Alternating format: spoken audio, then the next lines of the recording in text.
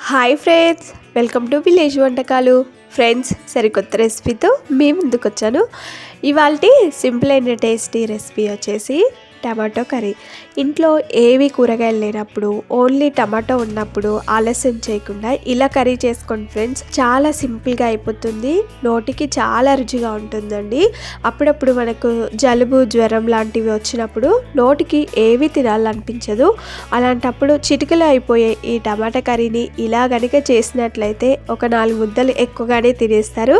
ఇక లేట్ చేయకుండా simple and tasty ఈ టమాటా కర్రీని ఎలా రెడీ చేసుకోవాలి, దాని ప్రాసెస్ ఏంటని చూసేద్దాము. ముందుగా స్టవ్ పైన ఒక బాండీ పెట్టుకొని అందులో 4 టీ స్పూన్ వరకు ఆయిల్ పోయాలి.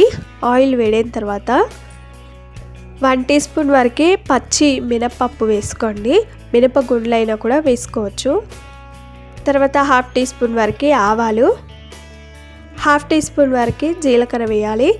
అవి చిటపట్లు ఆడేంత వరకు బాగా ఫ్రై చేసుకున్న తర్వాత ఇందులో సన్నగా రౌండ్గా తరిగిన పచ్చిమిర్చి వేసుకోవాలి. టమాటా కర్రీలో కొన్ని పచ్చిమిర్చిని ఎక్కువగానే వేసుకోండి. తర్వాత ఇందులో సన్నగా తరిగిన ఉల్లిపాయ ముక్కలు వేసుకోవాలి.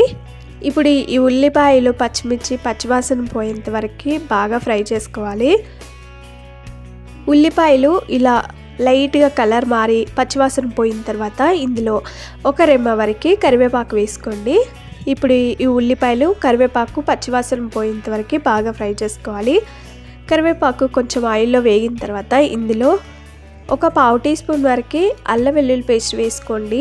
టమాటా కర్రీలో అల్లం వెల్లుల్లి పేస్ట్ ఎక్కువగా వేయకూడదు, 1/2 టీ స్పూన్ వరకు వేసుకోవాలి. తర్వాత 1/2 టీ స్పూన్ వరకు పసుపు వేయాలి. ఇప్పుడు ఈ అల్లం వెల్లుల్లి పేస్ట్ పసుపు పచ్చివాసన పోయేంత వరకు బాగా ఫ్రై చేసుకోవాలి. ఇవి ఒక పక్కన ఫ్రై చేసుకుంటూనే ఇంకొక పక్కన ఒక మిక్సీ జార్ తీసుకొని అందులో కర్రీకి సరిపడా టమాటాలని శుభ్రంగా కడిగి ఈ విధంగా కొంచెం లావుగా తరిగి పెట్టుకోవాలి. ఇలా తరిగి పెట్టిన ఈ టమాటాలని మిక్సీలోకి వేసి మిక్సీపై మూత పెట్టి మెత్తగా మిక్సీ పట్టుకోండి. ఈ విధంగా మిక్సీ పట్టి చేసుకున్నట్లయితే రుచి చాలా బాగుంటుందండి. ఇలా మిక్సీ పట్టుకోవాలి. మెత్తగా ఈ విధంగా మిక్సీ పట్టుకున్న ఈ టమాటో ప్యూరీని కర్రీని ఒకసారి బాగా కలిపి ఇప్పుడు ఇందులో టమాటో ప్యూరీ వేయాలి. టమాటా మిశ్రమం అంతా కూడా పోపులోకి వేసిన తర్వాత ఒకసారి బాగా కలుపుకోండి. మీరు ఒక టిప్పు గుర్తుపెట్టుకోవాలి, టమాటా కర్రీ చాలా రుచిగా రావాలంటే మనం టమాటాలని మిక్సీ పట్టి వేసాం కదా, అదంతా కూడా పచ్చివాసన పోయేంత వరకు ఆయిల్లో మధ్య మధ్యలో కలుపుతూ బాగా ఫ్రై చేసుకుంటే టమాటా కర్రీ అనేది చాలా రుచిగా వస్తుంది.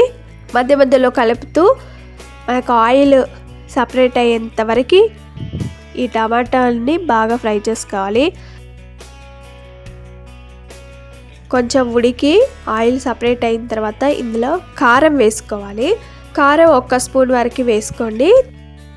తర్వాత ఇందులో 1/2 టీ స్పూన్ వరకు ధనియా పౌడర్, ఒక 1/2 టీ స్పూన్ వరకు జీరా పౌడర్, 1/2 టీ స్పూన్ వరకు గరం మసాలా, రుచికి సరిపడా ఉప్పు వేసుకోవాలి. అన్నీ కూడా తక్కువ మోతాదులో వేసుకుంటే కర్రీకి ఆ ఫ్లేవర్లు అన్నీ కూడా బాగా పడతాయి, చాలా రుచిగా ఉంటుంది.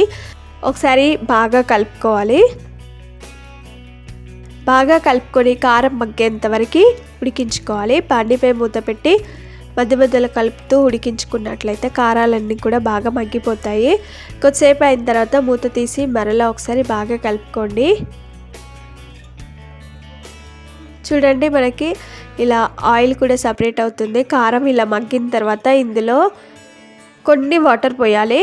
టీ గ్లాస్తో ఒక 1/2 గ్లాస్ వరకు వాటర్ పోయండి. వాటర్ పోసిన తర్వాత ఒకసారి బాగా కలుపుకోవాలి. టమాటా కర్రీ మనకి గ్రేవీగా ఉంటేనే బాగుంటుంది కాబట్టి కొన్ని వాటర్ యాడ్ చేసుకోవాలి. వాటర్ పోసిన తర్వాత ఒకసారి బాగా కలుపుకొని ఇదంతా దగ్గర పడేంత వరకు ఉడికించుకోవాలి. బండిపై మూత పెట్టి ఇదంతా దగ్గర పడి ఆయిల్ సపరేట్ అయ్యేంత వరకు ఉడికించుకోండి. ఆయిల్ సపరేట్ అయ్యేంత వరకు ఉడికించుకున్న తర్వాత స్టవ్ ఆఫ్ చేసుకొని ఈ బాండిని తీసి పక్కన పెట్టేసి ఇప్పుడు లాస్ట్లో ఇందులో సన్నగా తరిగిన కొత్తిమీర వేసుకోవాలి.